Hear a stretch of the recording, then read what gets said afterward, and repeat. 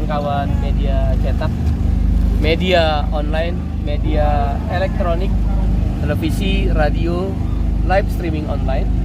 Pada hari ini, Partai Buruh bersama 4 konfederasi serikat buruh terbesar, 60 federasi serikat pekerja di tingkat nasional, Serikat Petani Indonesia, Urban Poor Consortium, Jala PRT, Buruh Migran, Organisasi Perempuan Percaya, dan beberapa organisasi lain termasuk SPN dan Aspek yang bergabung aksi 9 Agustus serempak di seluruh Indonesia, di kantor-kantor gubernur, di 300 kabupaten kota, juga ada di kantor-kantor bupati, wali kota.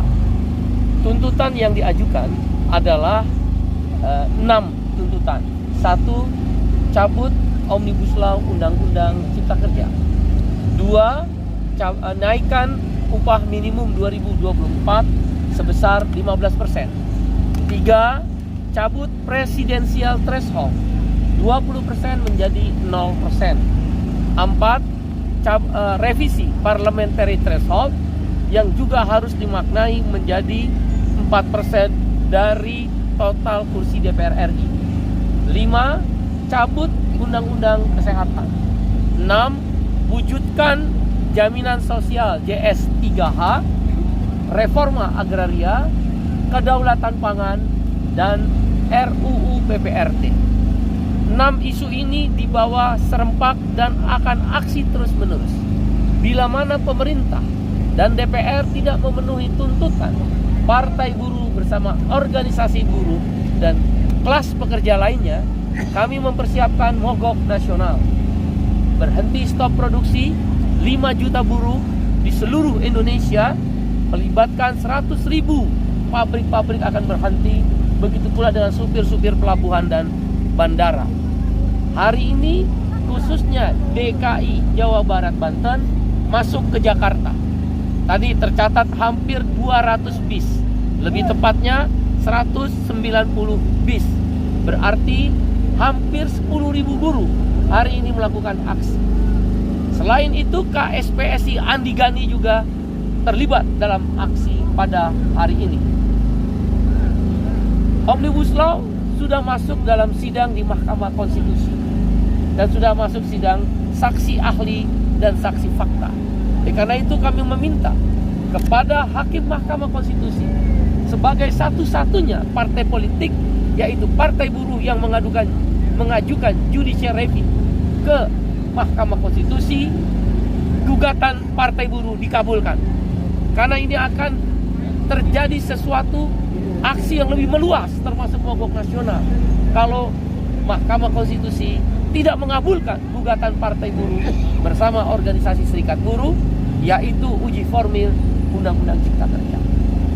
Bersamaan juga Partai Buruh sudah mengajukan judicial review presidensial threshold 20% dirubah menjadi 0%, agar kita bisa pastikan mendapatkan calon presiden yang lebih banyak. Kalau ada 18 partai politik, maka ada 18 calon presiden, sehingga rakyat masih banyak pilihan. Dan putaran kedua toh akhirnya tetap 2 calon presiden. Partai Buruh mewakili kelas pekerja, buruh, petani, dan lain sebagainya, meminta dinaikkan upah 15% karena Indonesia telah memasuki negara middle income country. Middle income country juga kelompok atas, negara berpenghasilan menengah di kelompok atas.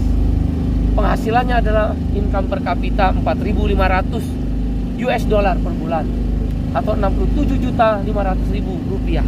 Kalau kita bulatkan rata-rata sebulan 5,6 juta rupiah. Jakarta upah minimumnya baru 4,9 juta. Menuju 5,6 juta rupiah misal, maka butuh 700.000 rupiah. Itulah alasan naik 15%.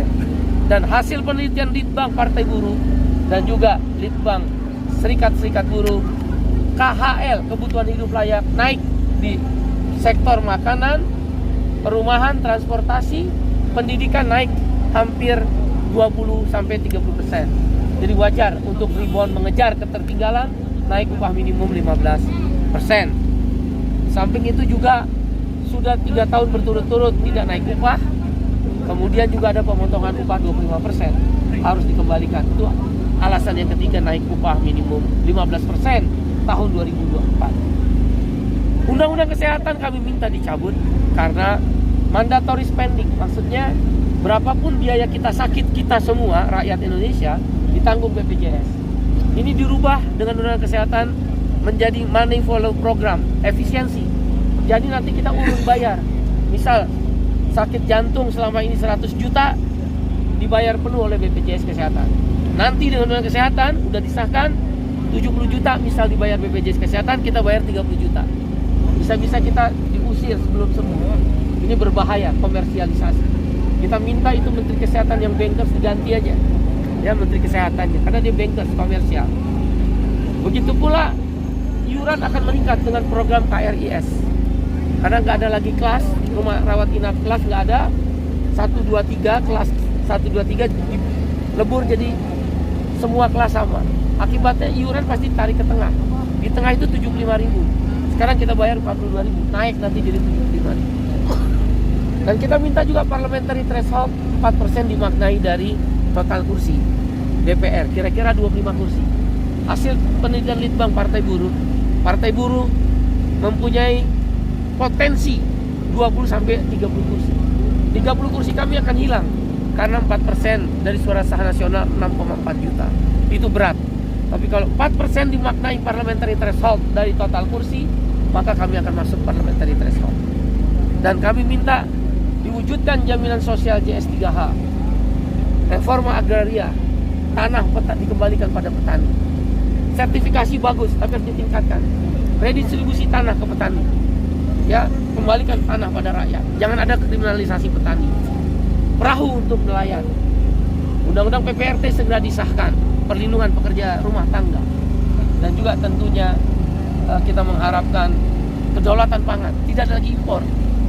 Ini menjelang pemilu semua impor, karena ada komisi. Kami kutuk keras. Partai Buruh akan berjuang terus dan mempersiapkan mogok nasional bila mana 6 tuntutan itu tidak dikabulkan. Hampir 10.000 yang bergabung diantaranya KSPI, KSPSI Andi Gani, KPBI Ilhamsah, KSBSI Darta Pakpahan, Serikat Petani Indonesia, FSPMI, SPN, Aspek Indonesia, FSPKEP, FSPTSK, dan beberapa serikat-serikat buruh yang lainnya. Teman-teman bisa lihat bendera berkibar. Tinggal dilihat besok berapa orang. Hari ini hampir 10.000 orang. Demikian, terima kasih. Saya Said Iqbal, Presiden Partai Buruh. Terima kasih kawan-kawan. Ada pertanyaan? Pak, silakan Pak. Bentar dulu ya. Terkait dengan tadi kan ada salah satu tuntutan Presiden Meta ya. Meta itu kan mengingat pemilu tinggal sebentar lagi. Apabila ini tidak dilaksanakan kan mogok kerja, itu bagaimana sikap buruh ke depannya menjelang pemilu? Misalkan Meta yang tidak terhadap presidensial threshold 20% yang kami minta menjadi 0% dan sudah masuk ke sidang MK, mudah-mudahan minggu depan sidang pertamanya, kami meminta hakim sidang cepat. Undang-undang MD3 cuma 5 jam mereka bersidang. Undang-undang IKN cuma 2 atau 3 bulan. Nah, karena itu kami minta presidensial threshold 20% berubah menjadi 0% agar semua partai punya hak sama mengajukan calon presiden, segera disahkan dalam waktu 1 atau 2 bulan ke depan. Demikian. Ini memang semuanya mengerti dari Bandung.